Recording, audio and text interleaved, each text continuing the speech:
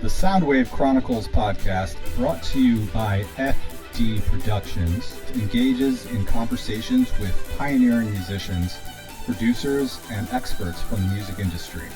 We get the inside scoop on what it takes to make it in the music industry today by delving into the sources of their inspiration, their creative process, and much more as we explore a wide range of their experiences.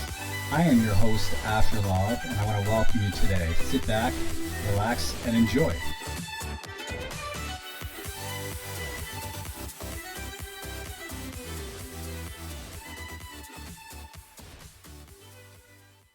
All right, guys, welcome to the show. I've got an amazing performer and producer in the house today, all the way from Phoenix, Arizona. I want to welcome Steven Ekonovah, his performance name. That's right. Yes, Ekonovah. That's right. It's an intimidating spelling. I was hanging out with some friends and a label A&R who I'd known for many years.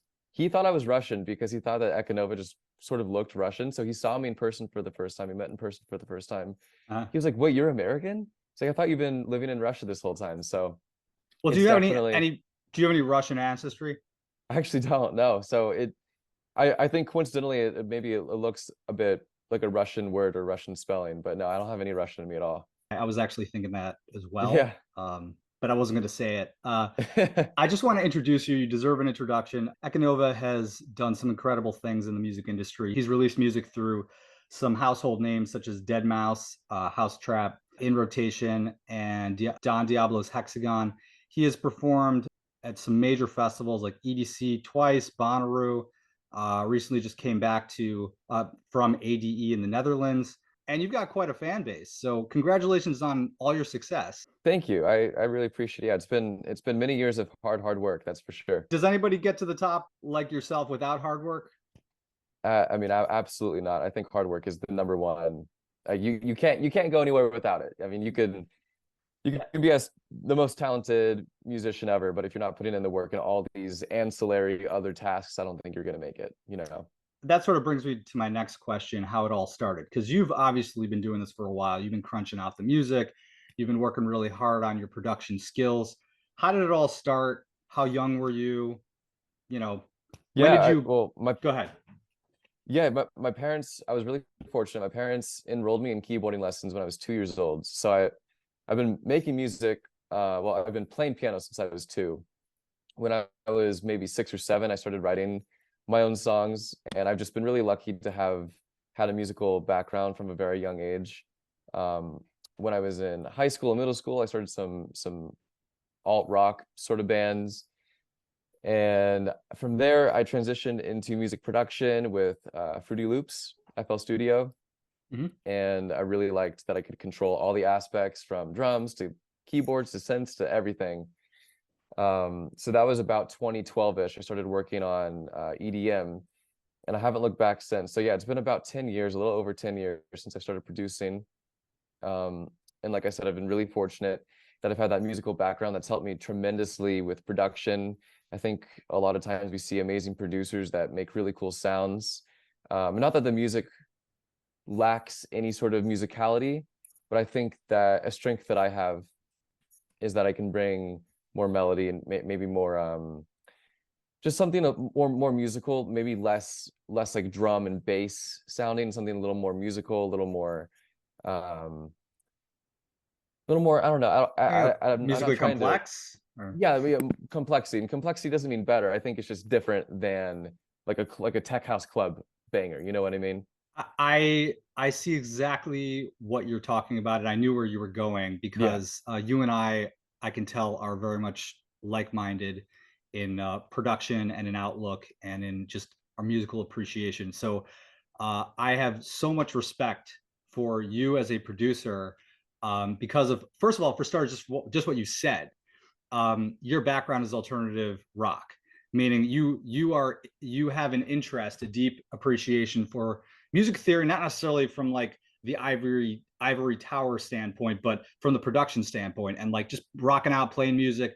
And you're bringing that skill, which I can't say that's the case with a lot of producers, to the EDM world, which needs an infusion of that life. I think that that beauty from the vantage point of like a little bit of music theory, not just like loops Yeah. and Yeah, I think it repetition. goes a long way. I think it makes a big difference. And it sort of in the same vein, I try not to listen to too much house music and EDM in my free time. I try to listen to lots of other genres so that when I do make a song and start writing some chords, writing some drum sequences, I have a different music palette in mind instead of just recycling the same trends that we hear in the EDM scene. So yeah, I think breathing life from other genres, pulling that into EDM, I think that goes a long way. Yeah. So, do you feel like a lot of the big names out there are just sort of copying other big names as opposed to like charting their own path, which you're essentially doing? Is that your perspective, or is this just you're doing your thing and that's it? I think a lot of the big names, I think they are big names because they have pioneered their own niche and they have pioneered their own sound, even if it's within a largely homogenous genre. I still Mm. think that a lot of the big names do have their own distinct sound. I think it's when you go one or two pegs below those really big headline names, I think that's when you start to notice a lot of the recycled trends. And I used to fall victim to that. I used to try to make stuff that I thought would be appealing, that I thought would stream well. Early on when I was doing Ekonova, early on, I was sort of trying to emulate what I thought would be successful. But my name is Ekonova, means echo is sound. Nova means new in Latin. So my Oh, name means new sound. Like I named myself that because I wanted that to be at the forefront of my mind whenever I made a new track. I wanted to mm, make something that sounded new and inspiring.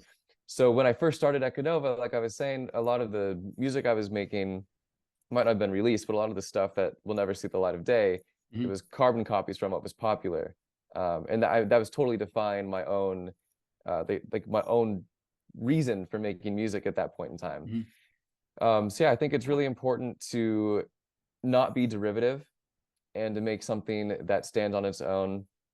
Like I was saying, I think when you go a few pegs below these huge headline names, I think that's when you start to see those trends being recycled. I don't think that pushes the music forward. I think it just keeps things at a stalemate, keeps things stale, you Mhm. know? Yeah, absolutely. Um, and well, just because of what you've been mentioning, new sound, and that's literally what you do. Could you? Is there a way to categorize your music? That's, I guess, so that the average listener could really wrap their head around what genre or subgenre or blend of genres you fit into, if you do it at all, aside from Yeah, EDM, it's obviously. I mean, I really love being multi-genre house. I love every house genre.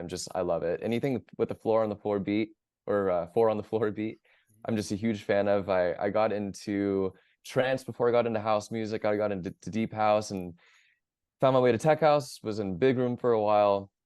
Anything with a four on the floor beat, I really love. And Mm, I think that my music is the culmination of all those different four on the floor genres. mhm. I really like piano house, tech house, bass house. I think those three, future house as well, those four. So future house, piano house, bass house, and tech house. I think that most of my songs have a healthy blend of those four.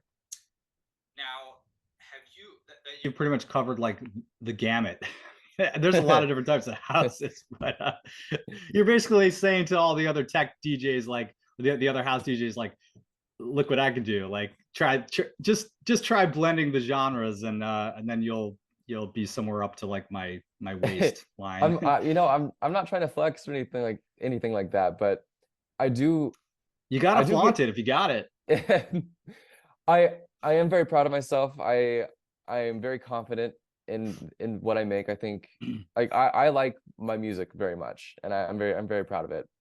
And it's taken a long time to figure out how to blend these genres in a way that I really am proud of it. And it's only been the last maybe 2 years or so where my catalog has reached a point of being fully realized, and I'm aware that it will evolve over time inevitably, and that's part of the artistic life cycle of an artist, is that you're always going to be changing and evolving.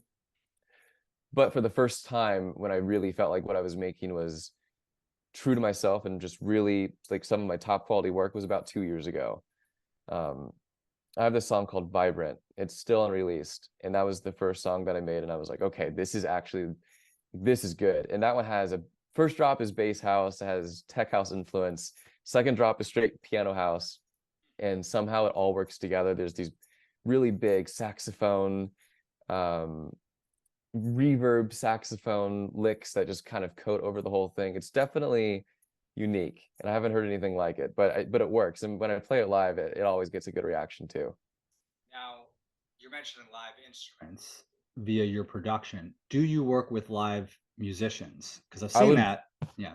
I'd really love to. I haven't done that yet, Hmm. but I would think it would be really fun just to work with session musicians, or just even just a friend, and hop in a studio and in a proper recording environment and just get that live sound in there. I haven't done that yet. I tend to be very, when I have an idea, I just need to get it on paper as fast as possible. And I mean, I'm sure I could just get it into FL Studio as a placeholder and then do the real deal later, record the real thing later.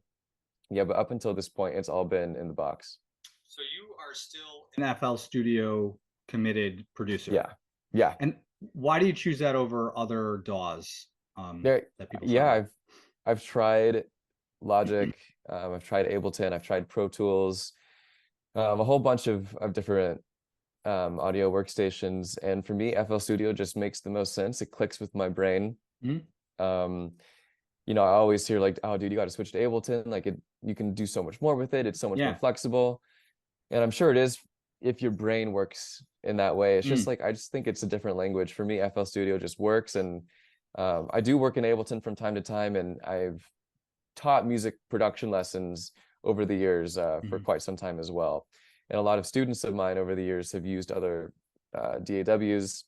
Mhm. So I've had experience vicariously watching other workstations, and it's confusing to me. FL Studio for life, FL Gang. So I'm curious. I have not really stepped into dipped my toe into FL Studio. I'm curious, having spoken to you, because again, I feel like we're kind of like-minded in terms of just production appreciation and just arrangement. Ableton, I have tried briefly, but I also, my brain didn't feel, I wasn't so impressed. But people swear by it. Right. I'm a Reaper guy. Reaper. Okay, I've used Reaper too. Yeah. Okay, but you're still an FL Studio kind of. But I don't know what your thoughts were on Reaper versus, like, if there's a rung, or if there's like a hierarchy, a stratigraphy, like FL Studio is number one, what would be number two, what would be number three, if at all? I don't think there is such thing as a hierarchy unless you are doing a lot of live sound. If you're doing a lot of live sound, in my limited experience, I would assume Pro Tools to be that industry gold standard. But if you're doing a lot of stuff with synths in the box, the way that a lot of EDM producers are, I don't think it really matters. I don't think there really is a hierarchy. Hmm, What do you interesting. think? Would you Um, agree? I don't agree or just disagree, because I don't think I have enough of a. I do record some live events, but I don't. I mean, I'm just a Reaper all around guy, just because I've been spending so much time in it. Sure. Not even because like I think it's better than Pro Tools or anything else. It's just because I don't have the time to to Yeah, try other DAWs. I'm just like, okay, this is what I've literally, been dude. doing. It works. It works for, like, symphony type stuff. Yeah. Uh, but yeah, it's interesting to talk to, like an EDM guy who's not into Ableton. It actually makes me pretty happy, because I just feel like I gotta follow the crowd just because everybody else does Yeah, Ableton, and I right. have to. So, but I lost my train of thought. I had a lot of questions for you. I think it's really cool that you started at age 2. I don't know of anybody else that I've met, especially who's reached the status, who started that young. Itak Perlman, I think, started 5, but you moved into the alternative rock, like, what, middle school, high school?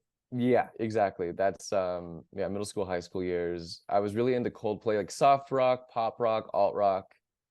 Um any rock where I could get away with a keyboard, because since that's my background, that Yeah. was what I was really into. So all the bands that I was in sort of focused around that sort of music. Do you know Griffin by any chance?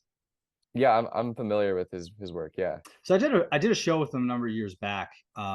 It was pretty cool, because I had never met like a live EDM guy who was a master of instruments, like played piano and then guitar, and like was basically showing off all those instruments on stage. I just thought, like, you would be a.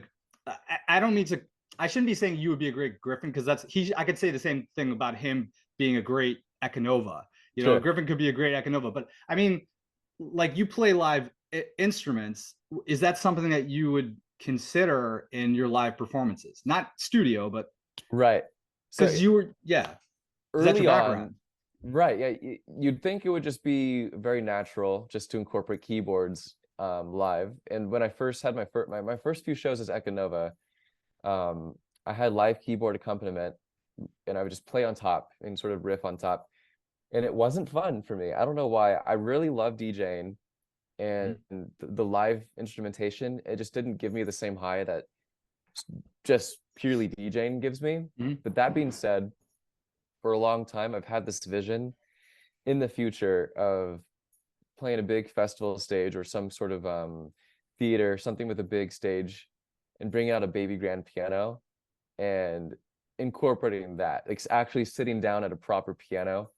Because what my setup, it was this dainty little synth with not even, it only had like what, 56, 60 keys or something. So Mhm. it's a pretty limited keyboard.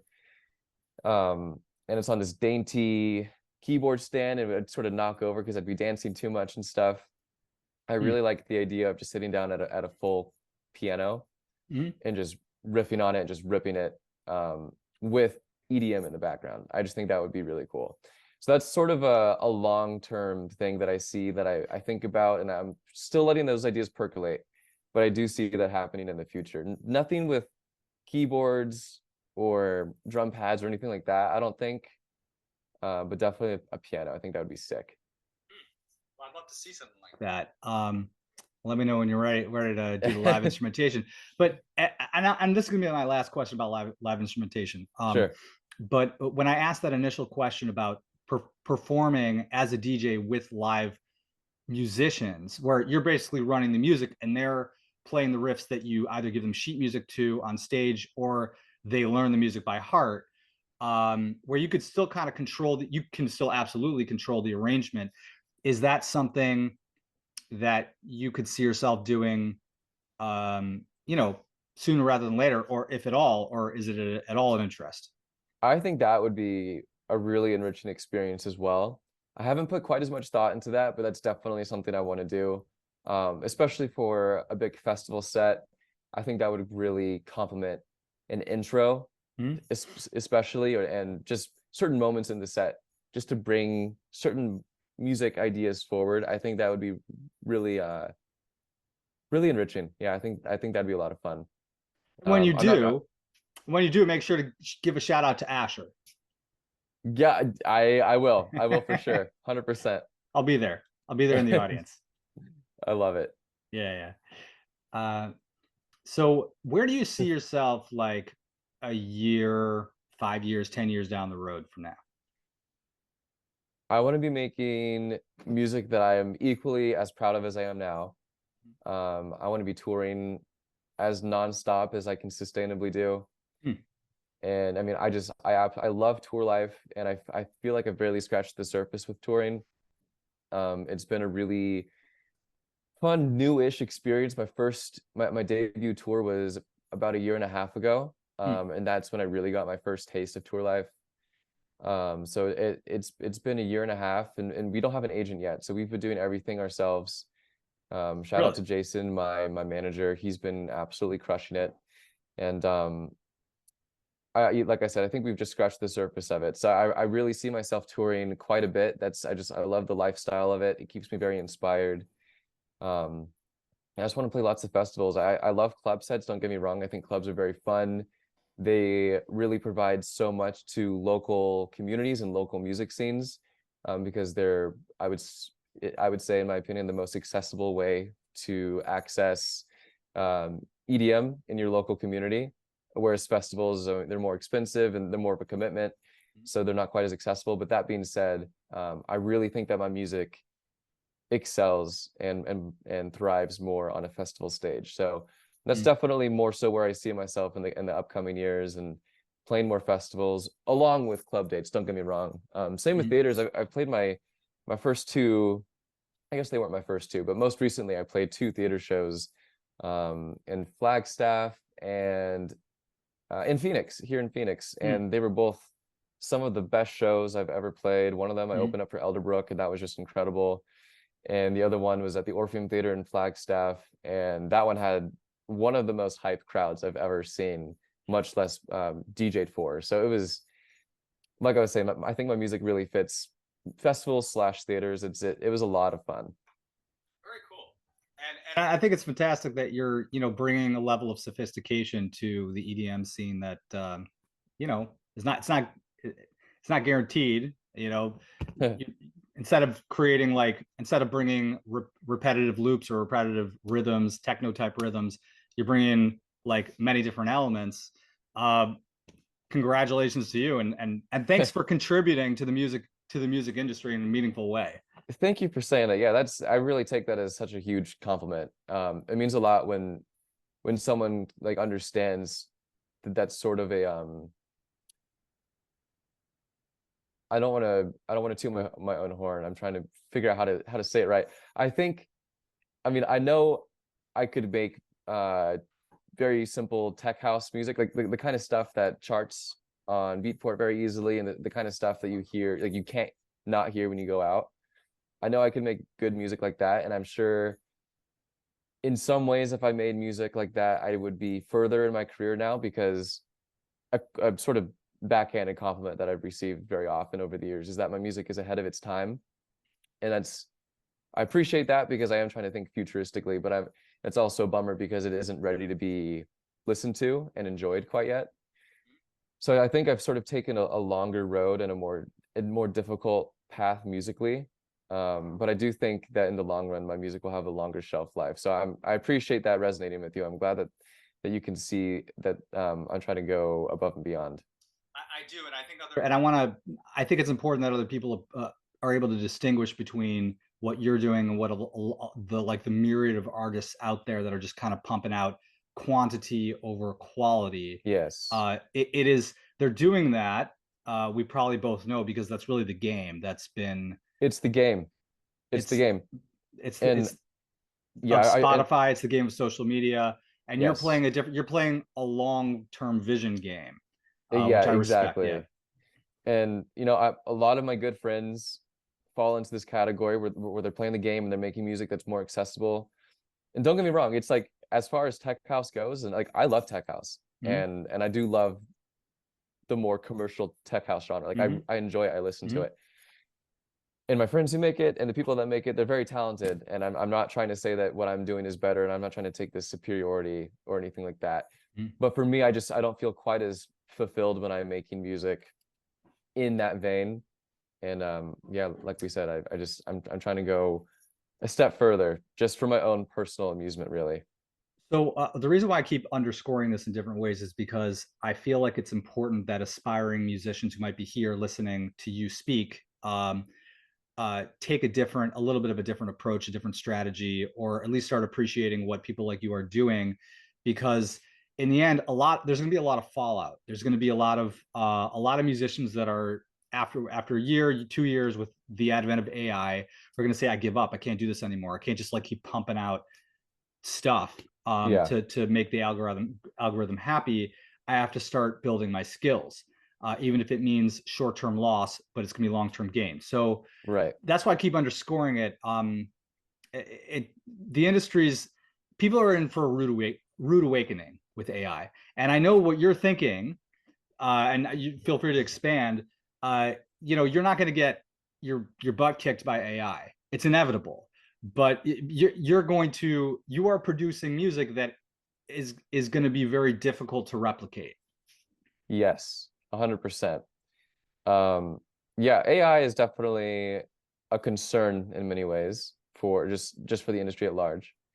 And I've heard people talk about AI being able to replicate any genre. You give it a genre, you give it a brief description, it spits out an idea, boom, put that on Spotify. And if you put a brand behind that and you put a human behind that, you could actually brand that and actually have a career if you Yeah. invest in the right way. And yeah, I think inherently, if you are innovating and if you are creating something new, then just by definition, AI cannot replicate that unless you get into like what's it called, AGI, I think, like sentient AI. Like maybe that would be capable of it, but in general, the way that AI exists now, I don't think If you're creating your own ideas, I don't think you have to worry. And that's advice that I was given 10 years ago, before you really saw like music gurus online, or before there were like YouTube tutorials everywhere. This was 10 Mhm. years ago, maybe 11 years ago. The internet was a very different place, but I still managed to hear people give the advice of you have to like have your own sound, give people a reason to be fans of you, not the person who started the same genre that you were just replicating. And I've always taken that to heart. It's taken me about 8 years to get to the point where I was making stuff that actually sounded original and actually Mhm. sounded like my own sound. Mhm. But I think it's important, and like you were saying, it's definitely a long game. It's people are in for a rude awakening for sure, especially in today's day and age with social media. It just looks like people can open up a laptop, make a song, and then play on a huge festival stage. It's definitely a long-term endeavor, to say the least. Absolutely. And thanks for sharing those gems, those tidbits of advice. I'd love to hear a little bit more. But I actually have a question about sync licensing. Are you involved with that? Barely. I'm probably not the person to ask about sync. I've had a few sync deals, Hmm. but not very many. Not I don't think enough to talk to speak on it very well. Well, if the festivals are paying your bills, I guess you don't feel necessarily a need or an interest. You know, yeah, I guess I'm putting all my eggs in one basket here, just really working on touring and music. And when it comes to the other streams of income as a musician, I'm ready to worry about that later. I'm not. Time is a valuable, limited resource right now. I've never been this busy before. Hmm. I'm still kind of struggling with time management. It's very difficult on, Hmm. on some days, but yeah, I'm touring is definitely where I'm placing my priority for sure. Yeah, just leave the time management to the AI programs, the myriad of Yeah, which keep popping up in your ad feed. literally, We'll dude. Yeah, organize your life for you. exactly. Honestly, I scratch my head when I think, wow, that's really cool initially, and then I'm like, but then I have to deal with all the glitches. So I think I'm just gonna stick with my own brain. Well, that's why they're gonna make an AI that takes care of the glitches, and then an AI that takes care of the glitches of the glitch AI, and Yes, yes. it'll keep going. As they continue to raise your monthly fee. Yeah. It's called Neuralink by Elon Musk. They're going to embed an implant into your brain. No problem. It's not that invasive. You'll be fine. Oh yeah, it's just in your brain. It's no Yeah. big deal. And Mm. it'll be inevitable, but it's just like a quick anyway, moving on. What other what can you share with us about your tour life experience? Like pros, cons, what do you love about it? What do you hate about it?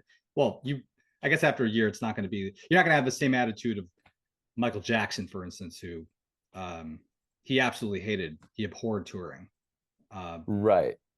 Yeah, He's been I doing it for a mean, while. I really love the spontaneity of it. And then there's so much, like you'll have an itinerary, you have a general idea of how your day is gonna go. And almost it almost never goes as planned. You almost always run out of time to do XYZ. Um, so I kind of the thing that I love most is the spontaneity, and the thing that I hate most is also probably the spontaneity, because I'll try to make plans with people who I'm friends with who live in the same city, and it's like, wait, hold on, I don't have enough time for this. My flight's delayed, or I had to take a nap that I didn't account for because I'm completely sleep deprived. And actually, really funny story. A quick anecdote. I Yeah. played a festival in Apple Valley in California a couple months ago, Uh-huh. and this was after my most um, intense tour run that I've ever had. So I went from New York to Amsterdam to Toronto to Saskatoon to California. So it was Wow. a pretty big tour run. Mm. My manager said, "I'm so sorry that it ended up like this." He was like a kind of comically apologizing for it. He was like, "This is probably the most intense it's going to be in terms of how back and forth the routing is." Yeah. Um, but on the last show, I had been up for 24 hours, and it was the first time as an artist that I had to pull an all-nighter.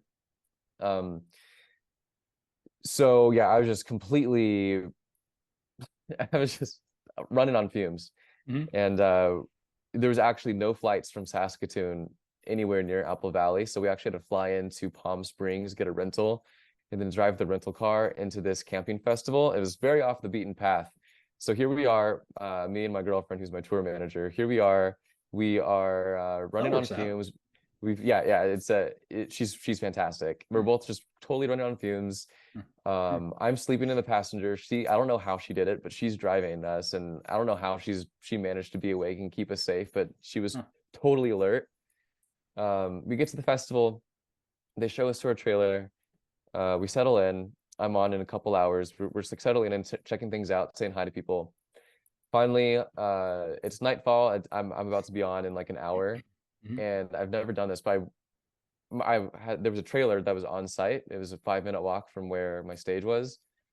I fell asleep, dressed with my shoes on, and I set an alarm for 5 minutes before my set. The alarm goes off, I wake up, roll out of bed, make sure my USB is in my pocket, and I walk to the stage. I've never done anything like that, but I was just at the point where I absolutely had to. And that is exactly the kind of thing that I love about tour life. I would never have an experience like that if I wasn't in music. And I just think that's such a cool, I just think it's just so different. And that's just something I look back on. I just think it's so funny. I like collecting those experiences quite a bit. And then two other things I really love about touring is trying out new food, which is a blast. Slash experiencing local cultures, finding out about the local EDM scenes, music scenes, meeting the promoters, seeing what they're all about, and learning about them and their path through music and their whole story. And then probably this might be my favorite thing is just music friends that I made over the years, whether it's other musicians or just people in the industry. You know, everyone's just sort of scattered throughout, living in whatever state, whatever country. And it's really fun to be booked in XYZ state and then text my friend who I have maybe a collab with, and we haven't seen each other in a year or two. It's like, hey, I'm going to be playing here in Seattle. Do you want to hang out? Let's grab dinner. And you know, I'm very introverted and I'm very much a homebody, which is ironic. And It is ironic. Yeah, it's also like You're always on the road. Yeah, people in my personal life are always shocked that I tour and that I am on stage, because I tend to be reserved and I'm more of a listener than I am a speaker. But man, it's really fun just being able to socialize and meet up with your friends on the road. It's just such a cool, unique experience, and I really feel so fortunate for this lifestyle and for this career. It's quite special. Very cool. So, I guess considering your default personality being more reserved and quiet, more of a listener, could you have anticipated this career maybe in 9th, 10th grade? Ironically, yes, actually. I've always loved music, and when I was 9th and 10th grade, I was obsessed with EDM. That's when I discovered dubstep, and that's how I got into EDM in the first place. I was listening to that nonstop. I had my first small record deal or like label signing when I was in 10th grade, I think. So it's sort of always in the back of my head, like I really want to do this. But you know, my parents weren't necessarily supportive initially, rightly so. And it was very much on my mind, like to have a different career path, something more traditional, which funny enough, my plan was to be a photographer, which is also semi untraditional. I wanted to be a studio photographer or a freelance photographer. That I was really passionate about that for quite some time. I was on the board of a photography club in high school, and actually skipped a photography class because I like tested out of it. So I was really into photography. It was really until college rolled around that I started thinking to myself, I don't care about anything in this major map. I just really was laser focused on music at that point. But yeah, it was always sort of in the back of my head. Have you so yeah, you've taken sort of a circuitous route, but at the same time not. You envisioned yourself doing this as early as 8th, 9th, 10th grade, which is so I guess that is a testament to your long-term vision. Yeah, I think so. Like I definitely remember feeling anxious at a young age, thinking about myself being on a stage. That's just like you're saying, that's just like not really in my DNA. But how did it feel the first time you got on a big stage? The first time I got on a big stage, I was in a duo. So that helped a lot because it Mhm, wasn't just me. It was I had people's attention was divided 50-50. So that mhm. that made it bearable for me. Um, and I think that gave me some practice and some experience to get to the point where I am now. Now I get on stage by myself. I don't even get stage fright or jitters or Mhm. anything before stage these days. Even if you wake up 5 minutes before a festival Even if it's 5 minutes before I wake up, it's just on no sleep. on no sleep. Yeah. Yeah, it's just I've had a lot of practice with it, and I've gotten to a point where it feels like second nature. But yeah, for a long while, it was definitely a matter of it was me understanding that my love for music trumped my um lack of con my love for performing was greater than my hate for being on stage. No, I understand that. Interesting point. Yeah. And it's not easy being on stage, especially for it. But although I have to tell you, I know a number of introverts who happen to love being on stage. Really? Yeah, there's just I've spoken with a number. Yeah, actually, the last person I interviewed, he's also a little bit of an introvert.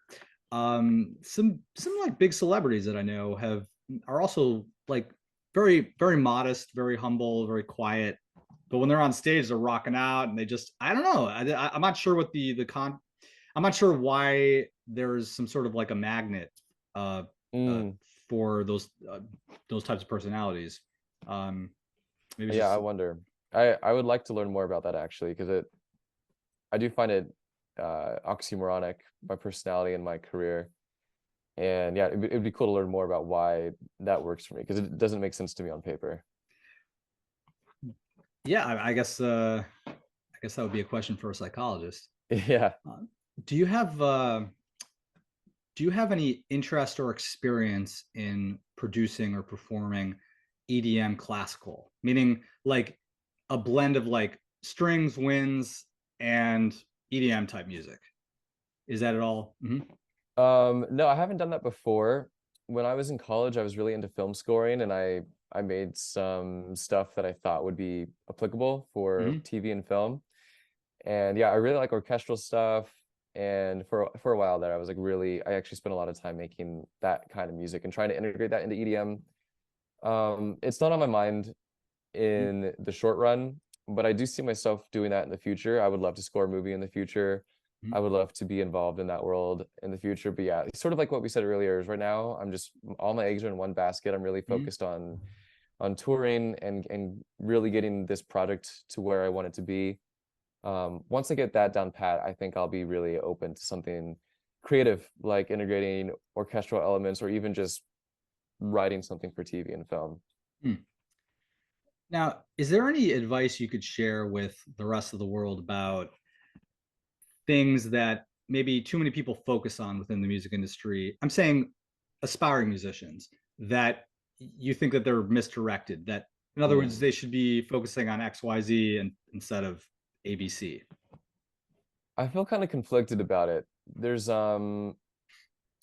I think the obvious thing right now, the obvious point of contention is social media. Like how much should you focus on TikToks and Reels Mm, versus how much should you focus on actually perfecting your craft? And I think right now they're both really important. And I don't really see like I hate social media. I've only recently started to enjoy the process of posting and creating content. mm, For a long time, I felt a lot of resistance toward it. mm, And ever since I started keeping my mind open and really working on it and enjoying that process, I've had a lot more fun. My mental health has been better, and it's just been a healthier pursuit. Um, so yeah, I think just general advice, just anyone getting into it, is really focus on, especially in EDM, focus on your brand, focus on brand development. Um, Make friends with people that you really genuinely think you'll have a friendship with. Don't make friends with people that you don't click with. mm, For me, a lot of the most genuine connections that I've made that have helped me and further my career have been with people that I just gelled with really well. And I'm not really one to make friendships or relationships just for the business aspect. mm. So I You're think into that authenticity. yeah, yeah, definitely. And it sounds like yeah, who wouldn't be? But you'd be surprised the Mm, people who rub your shoulder and try to get buddy with you, and yeah, you can kind of smell it from a mile away, and that yeah. just rubs me the wrong way. And then I think the most important thing, and we kind of touched on this earlier, but I think the most important thing at the end of the day, aside from being on social media and branding yourself, which is really half the battle, is making something that's really true to you in terms of the music that you're actually creating and writing. Make something that's very you, and make something that you're really proud of. I think if you build it, they will come. I really believe that your audience will find you, and it might not take long, it might take a long time.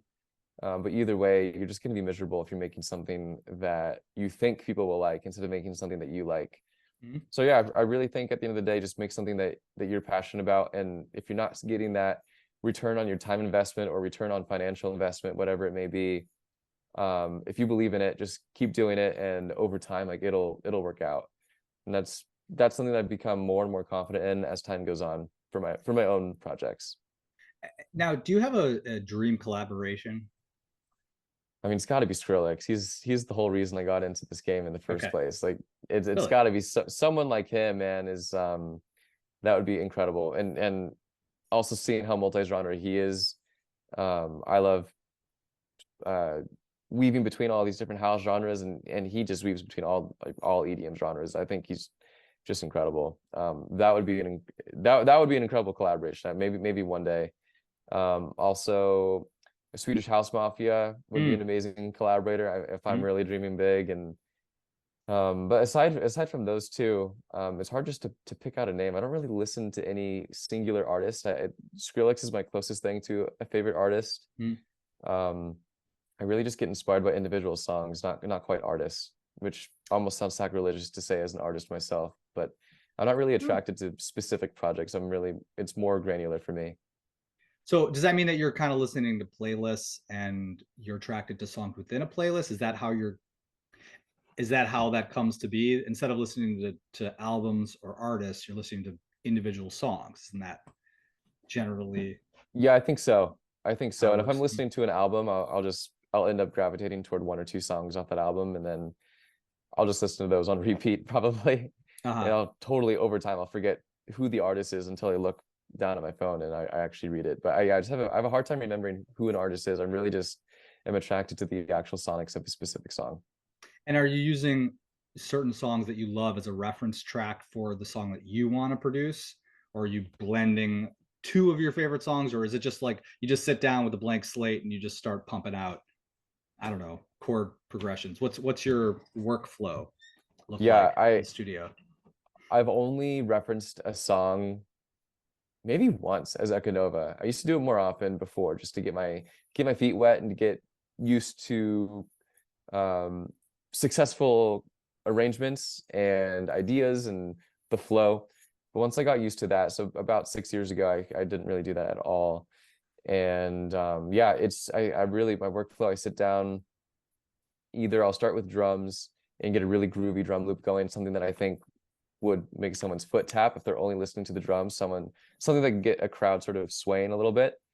Um, and if I'm not starting with drums, then I'm starting with chords. I really like piano house chords, something staccato, something that isn't just like long whole notes, because a lot of EDM is just long drawn out whole notes, and so you have like a four chord progression. Yeah, I like something a little more groovy, something staccato. So yeah, I'll start with something like that. And if I'm not doing one of those two as my first seed of inspiration, I'll find a sample and I'll try to flip that sample, reverse it, change the tempo, change the pitch, splice it up, reharmonize it. I'll use Melodyne to repitch it and like completely redo the melody, basically. Stuff like that really just gets the inspiration going. I just go from there. But yeah, I try not to reference any songs.